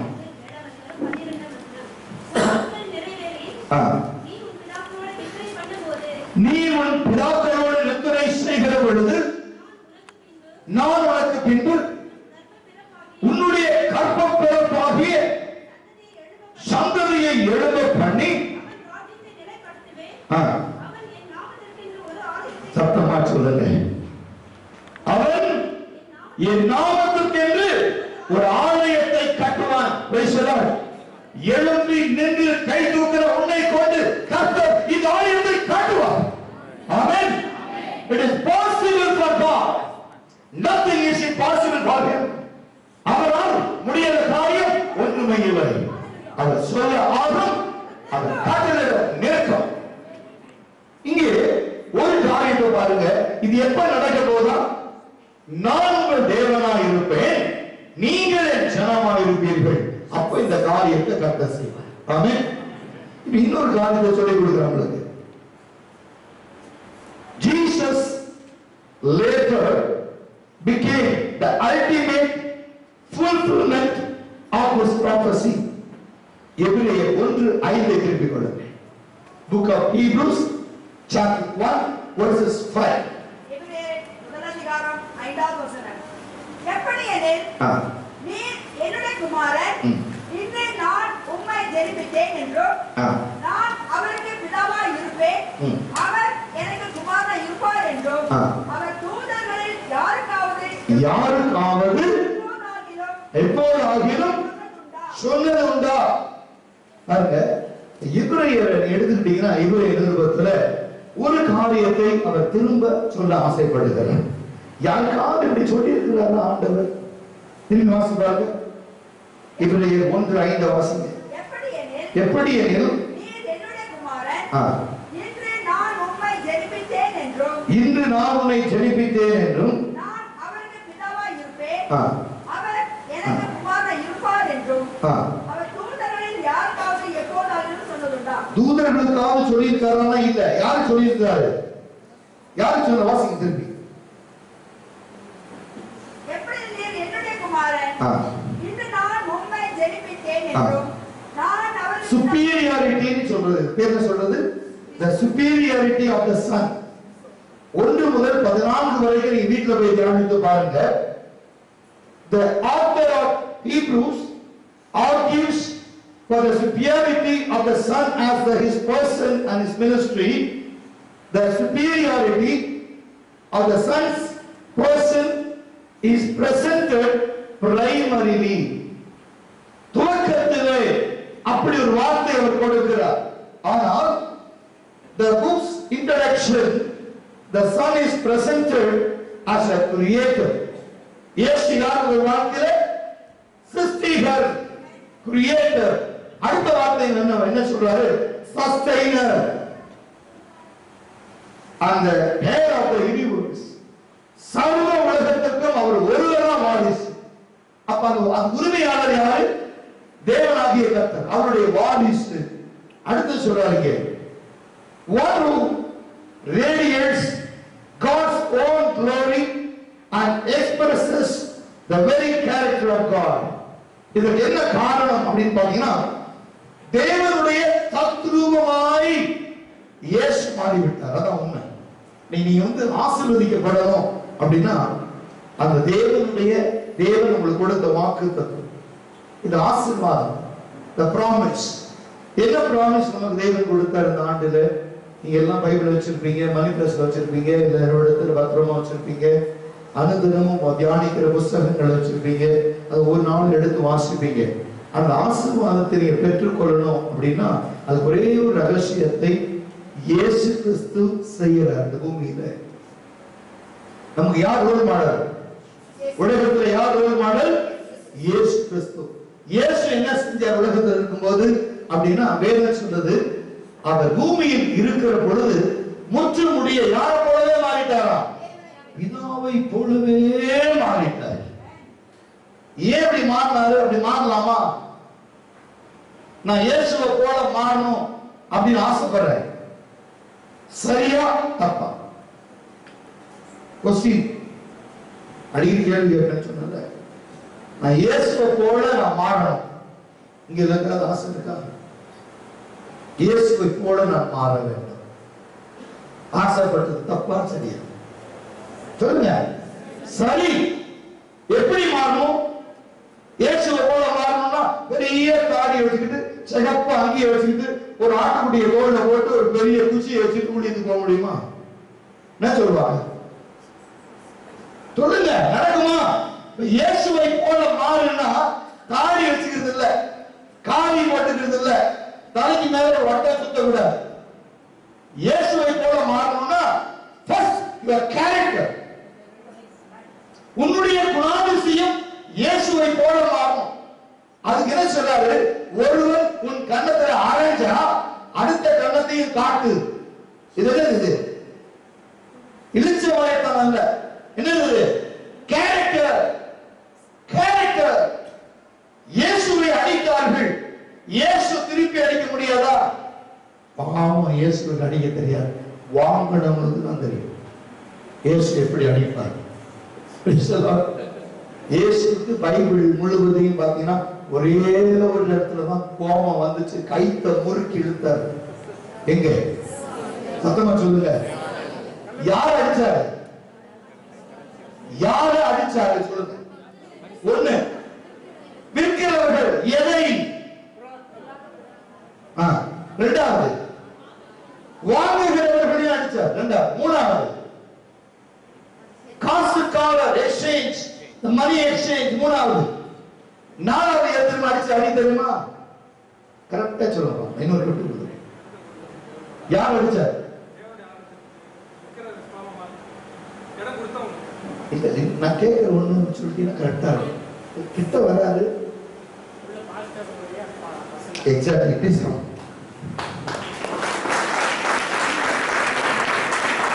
யாரு? அங்க இருக்கிற மூப்பர்கள். God bless you. அங்க இருக்கிற மூப்பர்கள், அங்க இருக்கிற ஆசாரியர்களுடைய பிள்ளைகள் தான் அந்த கடையை வச்சிருந்தாங்க. அங்க மணி எக்ஸ்சேஞ்ச் அங்கதான் வச்சிருந்தாங்க. அப்ப தேவனுடைய கோபம் யார் மேல வந்துச்சுன்னா, அப்ப தெருவில் ஒருத்தங்க வெளியே போகும்போது பழுது திருக்கான அவங்க போய் கைத்தை பிடிச்சி அடிச்சாங்க. இல்ல, அவன் வயிற்று பொழுதுக்கு ஒரு ஆட்டையோ மாட்டையோ குருவியோ புறாவையோ வித்துட்டு போறான். ஆனா வித்தவன் யார் தெரியுமா? அந்த சபையில ஆசாரியனுடைய பிள்ளைகள். பைபிள் இருக்கு. கரெக்டா சொன்னாங்க. கையில இருக்கு. நல்லா படிங்க. நேற்று நான் உன்னைய சொன்னேன். இன்னைக்கு கர்த்தர் வச்சுட்டேன். தேவனால் புகழப்படுகிறவனே உத்தமன், மனுஷரால் அல்ல. மனுஷன் என்ன செய்வான்? கொடுக்கிறது வரைக்கும் உங்களை உயர்த்திக்கிட்டே இருப்பான். உங்களால அவங்களுக்கு ஆதாயம் இல்லைன்னா உங்களை வேதனைப்படுத்துவாங்க, துக்கப்படுத்துவாங்க, காயப்படுத்துவாங்க, உடைப்பாங்க. ஆனா கர்த்தர் அப்படி இல்லை. He will reward all your work. He will reward. Praise the Lord. சொல்லுங்க, அப்ப தேவனுடைய ஆலயத்துல யார் எப்ப கோபம் வந்துச்சு ஏசாமிக்கு? தேவனுடைய ஆலயத்திலே விற்கிறவர்கள் முதல்ல ஆலயத்துல கோபம் வந்துச்சு. நல்லா நோட் பண்ணிக்க. கர்த்தர் கோபப்படுற முதல் இடம் சத்தமா சொல்லுங்க. அப்ப இது என்ன? கோபப்படுவாரா? ஹலோ, வாயை தொடர்ந்து நீங்களா மாட்டீங்க. இவர் சொல்லுவாங்க, சொந்த செலவுல சூனியம் வச்சுக்க. சரிதானே? ஏசாமிக்கு கோபம் வந்துச்சா? வந்துச்சு. எங்க வந்துச்சு? தேவாலயத்துல. அப்போ தேவாலயத்துல, இப்பவும் தேவாலயத்து மேல ஒண்ணு என்ன தெரியுமா? அங்க கட்டடத்தை பார்த்து கோபப்பட்டாரு. நீ உங்களை பார்த்து என்ன பார்த்து கோபப்படுற? ஏன்னா அன்னைக்கு இருந்த தேவாலயம் வேற, இன்னைக்கு இருக்கிற தேவாலயம் வேற. நீங்களே தேவனுடைய ஆலயம், நீங்கள் தேவனுடைய ஆலயமாய் இருக்கிறீர்கள் என்றும் தேவ ஆவியானவர் உங்களில் வாசமாய் இருக்கிறார் என்றும் அறிவீர்களா? நீங்கள் ஆலயத்தை கெடுத்தால் அவர் உங்களை கெடுப்பார். Praise the Lord. அப்போ சபைக்குள்ள எப்படி இருக்கணும்? சபையை எப்படி நடத்த வேண்டும்? விற்கிறவர்களாய், வாங்குகிறவர்களாய் அல்ல, விற்கிறவர்களாய் அல்ல. அதற்காக தான் இந்த சபையை நம்ம எதுவுமே கொடுக்கிறது இல்லை. ஒரு பாட்டு புஸ்தகத்தை அடிச்சா இலவசம். ஒரு சின்ன லிட்டில் பைபிள் ரிலீஸ் பண்ணோம், அது பின்னாடி ஃப்ரீன்னு போட்டிருப்போம். கேலண்டர் வந்து free, oil bottle free, water பாட்டிலும் ஃப்ரீ, அபிஷேக எண்ணெய் ஃப்ரீ, எல்லாமே இலவசம். என் இயேசுவும் சேர்த்து கொடுக்கிறேன். இதெல்லாம் ஆனா அவர் ஃப்ரீ. நீ இயேசுவை சுதந்திரிக்க வேண்டும் என்பதற்காக தான் இதை செஞ்சுக்கிட்டு இருக்கோம். வாசித்து பாருங்க, லூக்கா 8ஆம் அதிகாரத்தை வாசித்து பாருங்க. 1 தொடங்கி வாசி. Luke chapter 8, 1 onwards. அவர் பட்டணங்கள் தோறும் கிராமங்கள் தோறும் பிரயாணம் பண்ணி தேவனுடைய ராஜ்யத்திற்கு உரிய நற்செய்திகளை பிரசங்கம் பண்ணினார். Teaching and preaching the kingdom of God. தேவனுடைய ராஜ்யத்தை குறித்து மாத்திரம் அவர் பிரசங்கிக்கிறார். அதனுடைய நோக்கம் என்ன தெரியுமா? நீ எத்தனை காலம் இந்த பூமியிலே வாழ்கிறாய் என்பது முக்கியம் அல்ல. இந்த பூமியிலே நீ சம்பாதித்து சேர்த்து வைத்திருக்கிற உன்னுடைய சொத்து முக்கியம் அல்ல. எத்தனை கார் இருக்கு, எத்தனை வீடு இருக்கு, எத்தனை நகை இருக்கு, எத்தனை பட்டுப்படம் இருக்கு, எத்தனை சூட்டு இருக்கு, இதுவெல்லாம் கணக்கு. அவர் சொல்லுகிறார், நீ மரித்தால், இன்றைக்கு மரித்தாலும் தேவனோடு சேருவோம் என்கிற நிச்சயத்தை என் இயேசு அதிகமாய் பிரசங்கித்தார். இனி ஒரு மனுஷனுடைய சாட்சியம் நான் கேட்கவில்லை. எதை குறித்து தெரியுமா? எத்தனையோ பெரிய ஊழியர்களில் நான் பங்கெடுத்திருக்கிறேன். ஆனால் பங்கு பெறுகிற பொழுது சில சொல்லுகிற சாட்சியம் தெரியுமா? இந்த ஊழியத்திற்கு வந்த பிறகு கர்த்தர் என்னை வீடு கட்ட உதவி செய்தார், கார் வாங்க உதவி செய்தார், என்னை ஆசீர்வதித்தார், என்னை உயர்த்தினார். ஒருத்தன் கூட சொல்லல இன்னைக்கு மரித்தாலும் தேவனோடு சேர்வோம் என்கிற நிச்சயம் வந்துச்சு. அதுதாங்க சாட்சி, அதுதான் தேவ திட்டம், அதைத்தான் இயேசு செஞ்சார். யோவான் ஸ்நானகன் பிரசங்கிக்கிறான். என்ன பிரசங்கம் பண்ணா? ஜனங்க பெரும் திரளாய் யோவான் ஸ்நானகனுக்கு பின்னால போனாங்க. நோட்டீஸ் அடிக்கல, வால் போஸ்ட் ஓட்டல, டெலிவிஷன் சேனல்ல இந்த டேட்ல இப்படி பேசுறாங்க ரிலே பண்ணல, எதுவுமே செய்யல. அந்த நாட்கள் அது ரேடியோ கூட கிடையாது அந்த காலத்துல. ஆனால் ஜனங்க கூட்டம் கூட்டமாய் யோவானிடத்துல ஞானஸ்நானம் பெற வந்தார்கள். அதுக்கு என்ன ரகசியம்? ஞானஸ்நானம் எடுத்தா ஒரு கார் அப்படின்னு போட்டாங்களா? சொல்லுங்க.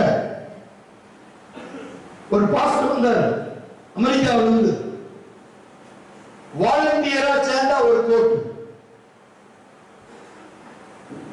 பாஸ்டர்களுக்கெல்லாம் ஒரு பைபிளை தூக்குற பேக், ஒரு கோட் இலவசம். பாஸ்டர் கான்ஃபரன்ஸ்க்கு வாங்க சொன்னாரா?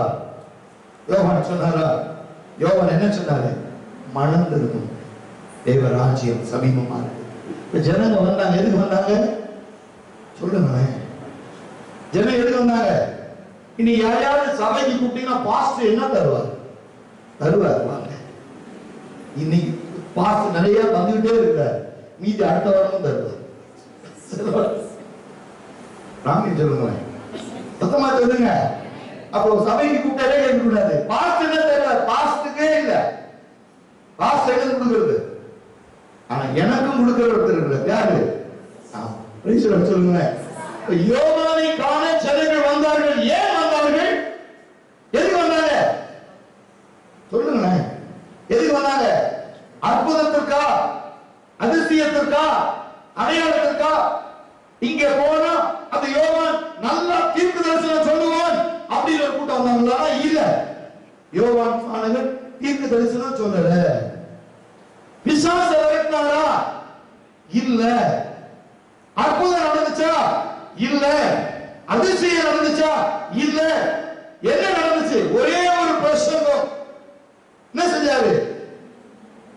மனம் திரும்புங்கள், தேவராஜ்யம் சமீபம். அந்த வார்த்தையில உண்மை இருந்துச்சா? ஜனங்க கேட்டாங்க, ஐயா மனம் திரும்புங்கன்னு சொல்றீங்க, நாங்க என்ன தப்பு செஞ்சோம்னு கேக்குறாங்க ஜனங்க. அன்னைக்கு கேட்டாங்க. யோவான் போய் கேட்டாங்க, யோவான் உடைய பிரசங்கம் ஜனங்களுக்குள்ள குழப்பத்தையும் ஒரு கலகத்தையும் உண்டு பண்ணது. நீ பெரிய பெரிய ராஜாக்களையும் பெரிய பெரிய அதிகாரிகளையும் பெரிய பெரிய மந்திரிகளையும் பெரிய பெரிய பணக்காரர்களையும் கூட நீ சத்தம் பண்ணாம நீ வாட்டும் கத்தின்னு தெருத்தருவா ஒட்டகமை தரிச்சிட்டு காட்டு தேனையும் வெட்டிகளையும் சாப்பிட்டு ஒரு வனாந்தரத்துல ரசிக்கிற உனக்கு எவ்வளவு தைரியமா நீ சொல்ற மனம் திரும்புது? மனம் திரும்புவது என்றால் என்னன்னு கேட்டாங்க ஜனங்க. அவர் சொன்னாரு, நீ போய் கொண்டிருக்கிற பாதை தவறான ஒரு பாதை. Where you travel, it is a wrong track. Turn back to God. The kingdom of heaven is near. தேவராஜ்யம் சமீபம் என்று சொன்னார். அந்த ஜனங்க கேட்டாங்க, தேவராஜ்யம் சமீபம்னா எங்க இருக்கு? கேஜிஎம் கிட்டயா? மாலூர் கிட்டயா? இந்த ஒரு அனந்தூர்டியா? இல்ல கோவா பூனா ஹைவேலியா? அவர் சொன்னாரு, உனக்குள்ளதான் தேவராஜ்யம் இருக்கு, அது உங்களுக்குள்ள இருக்கிறது. ஐயா எங்களுக்குள்ள இருக்கு. அது எப்படி? ஞானஸ்தானம் எடுத்து. ஆமென். நீ ஞானஸ்தானம் எடுத்துட்டு பெருசா பொட்டை வச்சுக்கணும். போதும், நான் கொடுத்த ஞானஸ்தானம் தெருவில் போயிட்டு பெருசா பொட்டை வச்சுக்கிட்டு அழிவு எனக்கு அல்ல உனக்கு. மனம் திரும்புதல். மனம் திரும்புதல் என்பது என் வாழ்க்கையில கர்த்தனை ஆசீர்வதிப்பார் என்று சொல்லியாரு, கர்த்தனை உயர்த்துவார் என்று சொல்லியாரு, இழந்து போன ஆசைகளை திரும்ப பெற்றுக் கொள்வோம் என்றால நீ சபையில் உட்கார்ந்து இருக்கிற நீ ஒருவராகிலும் விடப்படாமல் என் இயேசு இன்றைக்கு வருவார் என்று சொன்னால், சின்ன நேற்று பிறந்த குழந்தை தொடங்கி நாளைக்கு மரிக்கிற ஜனங்கள் வரைக்கும் கிறிஸ்துவோடு எடுக்கப்படுகின்ற நிச்சயத்தை என் தேவனாகிய கர்த்தர் இன்றைக்கு என்னை மறைத்தனோடு பேசிக் கொண்டிருக்கிறார். ஆமென். இந்த நிச்சயம் தான் மனம் திரும்புவதற்கான அடையாளம். ரட்சிப்பு கேட்கிற கனி கொடுத்தோம். ஏதோ ஒரு நாள் ஞாயிற்றுக்கிழமை வந்து உட்கார்ந்து போவதல்ல கிறிஸ்துவ வாழ்க்கை. நீ மனம் திரும்ப வேண்டும். எப்பொழுதெல்லாம் சபை கூடி வருகிறதோ அந்த நாளிலே உனக்கு வீட்டிலே வேலை இருந்தாலும் இல்லைனாலும் ராஜ்யத்தை குறித்த கவலை உனக்குள் வருமானால் உன் வீட்டில் சும்மா இருக்க முடியாது. ஏசாமியை தேடி யார் வந்தா? ரெண்டு காலும் ரெண்டு கையும் நல்லா இருக்கிற ஏசாமியை தேடி வந்தாங்களா? ஒரு குஷ்டரோகி இல்லையா? 12 வருஷமா பெரும்பாடு ஸ்திதி வரலையா? 38 வருஷமா ஒருவனும் உதவி செய்ய முடியாம இருக்கிறவங்க இல்லையா? எவ்வளவு பேர் வந்தாங்க? கண் தெரியாம, காது கேட்காம நிறைய பேர் வந்தாங்க. இன்னும் சொல்ல போனா படுக்கையோட தூக்கிட்டு ஏசாமி கிட்ட. ஆனா உனக்கு நடக்க திராணி இருந்தும் வரலன்னா உன்னை படுக்கையில்தான் தூக்கிட்டு வருவாங்க.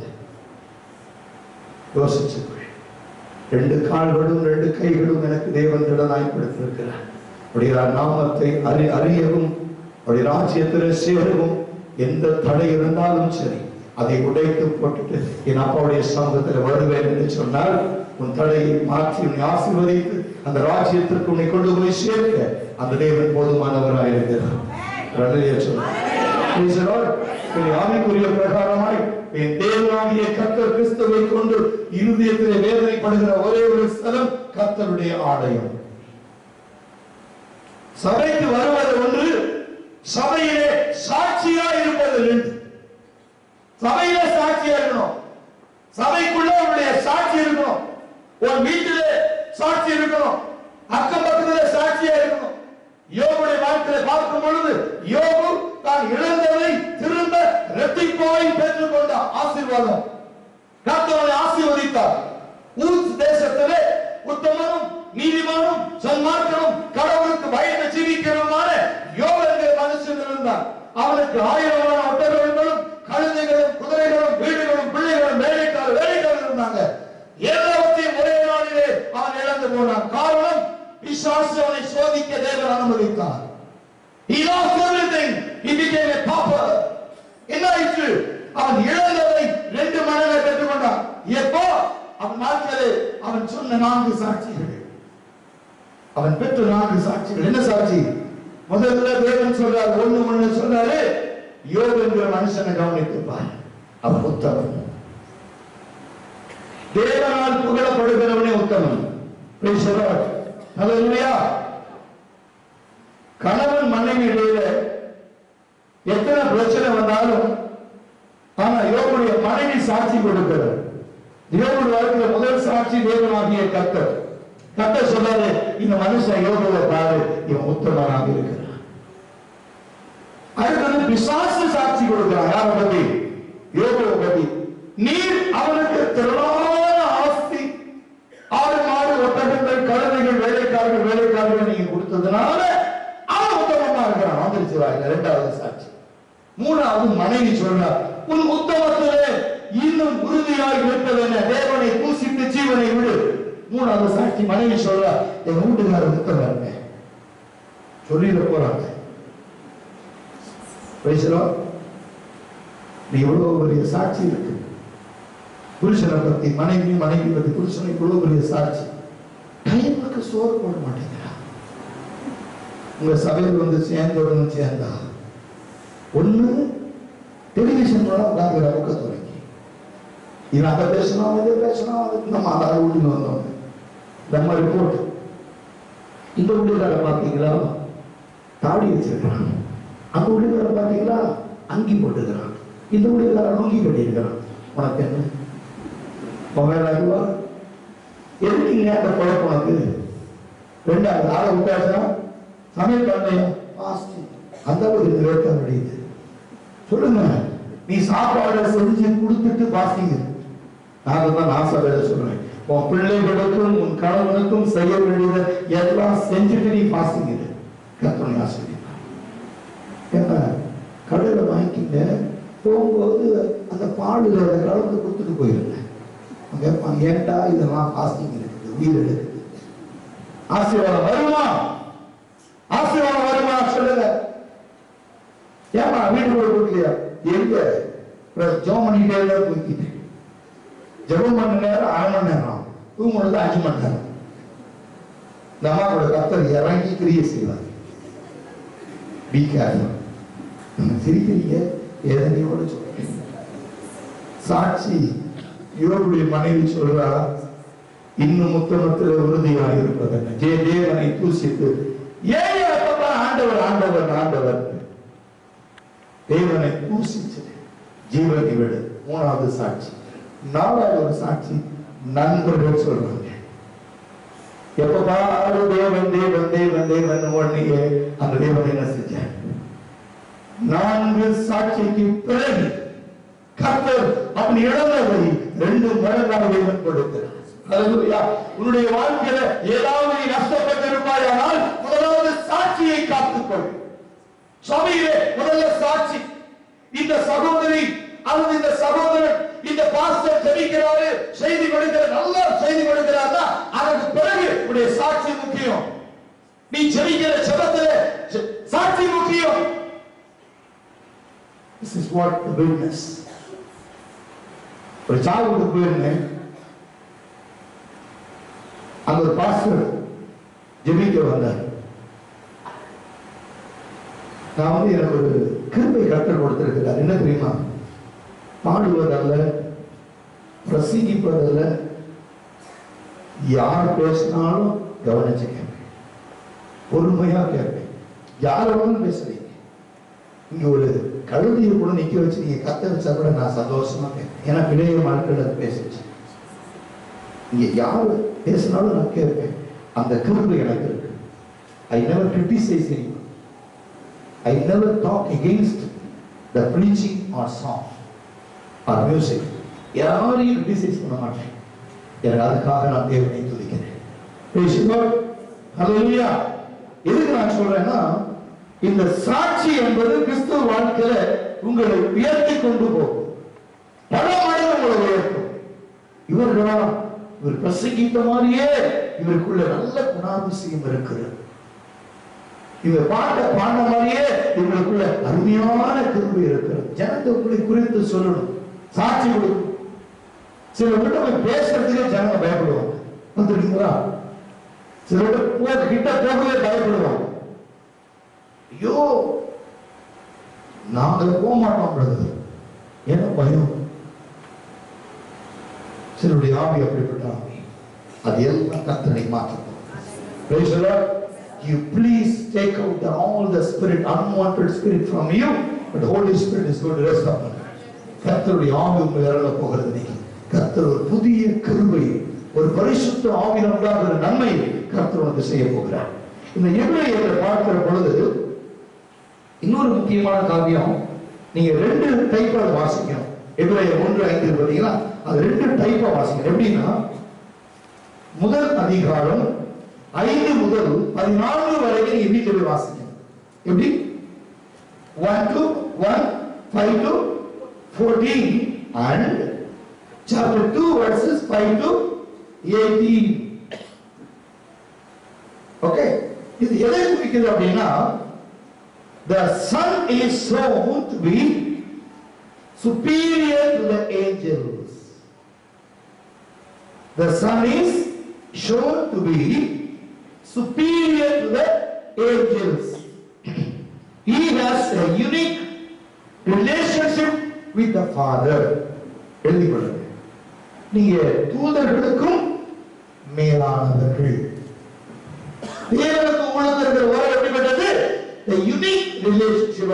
கலங்கமற்ற ஒரு டிரான்ஸ்லேஷன் நீங்க படிச்சீங்கன்னா, the unique வார்த்தைக்கு கலங்கமற்ற, தெளிவான, உறுதியான, நிலையான அப்படிங்கிற வார்த்தை வருது. The unique relationship அப்படிங்கிறதுக்கு இப்படிப்பட்ட அர்த்தங்கள் நிறைய. நீங்க யாரோடு இப்படிப்பட்ட ஐக்கியம் வச்சிருக்கீங்களா? பிதாவோடு. ஓகே, பாருங்க. The son is shown to be superior to the angels. முதல் காரியம்.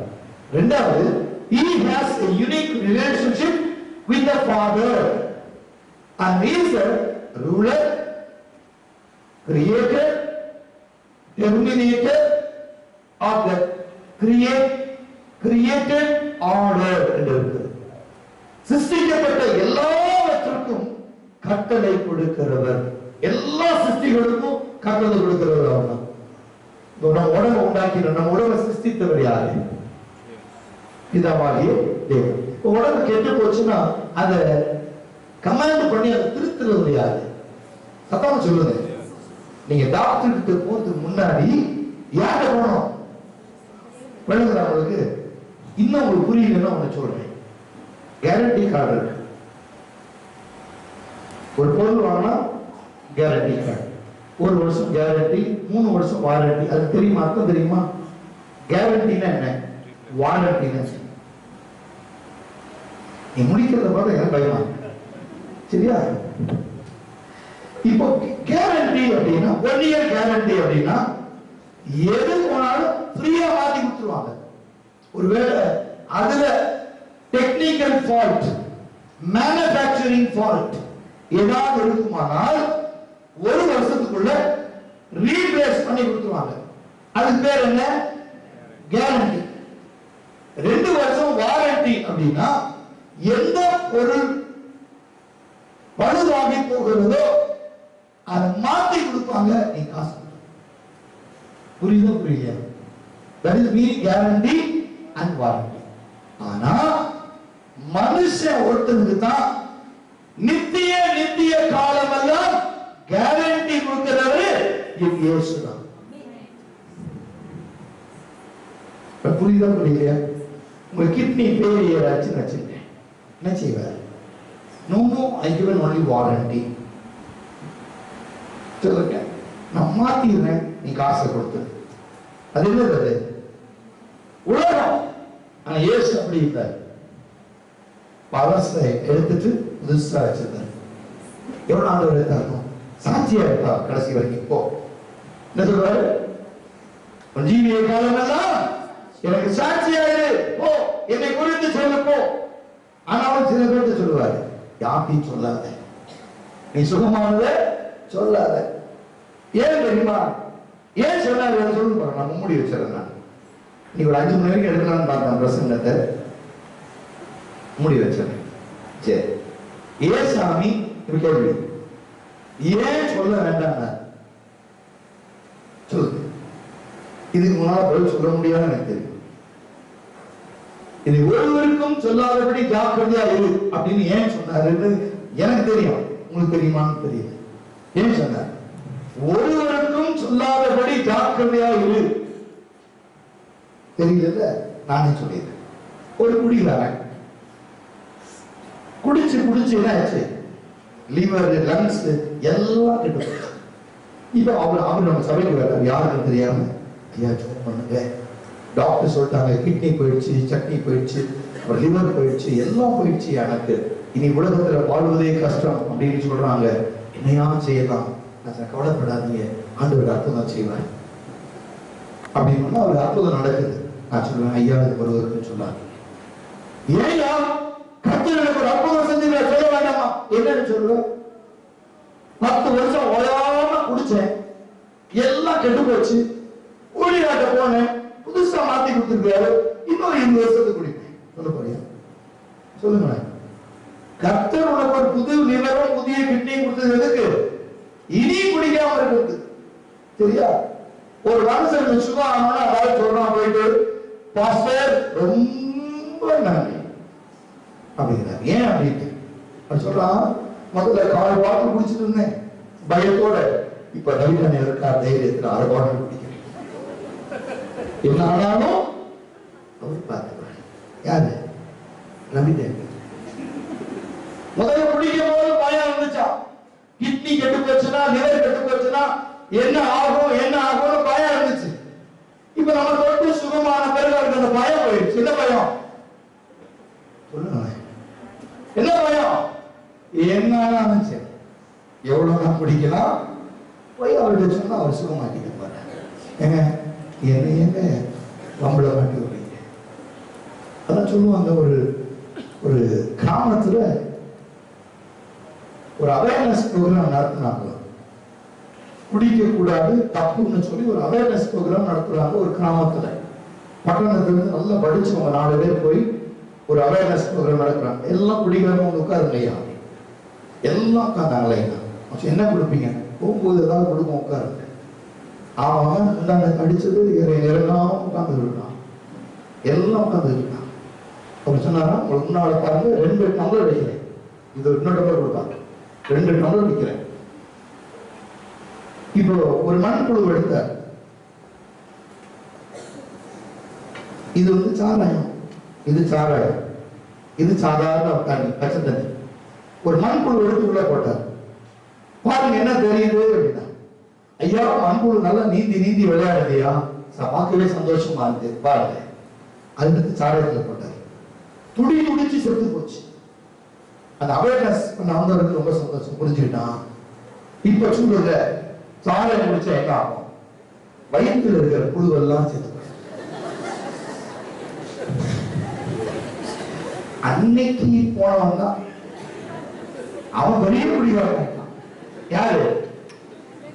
அவர் குடிக்க போனவன். என்ன அந்த எதி கணக்கு யாராங்க? சரியா? எழுந்து நிற்போம். கர்த்தர் ஆசீர்வதிப்பார்.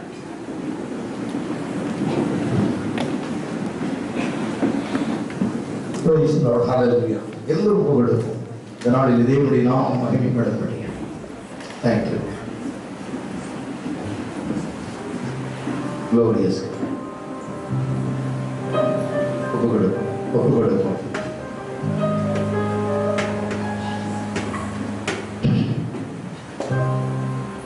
கர்த்தர் நாமம் என் புகழிடமே, கர்த்தரோடு கூடி திரிவோமே.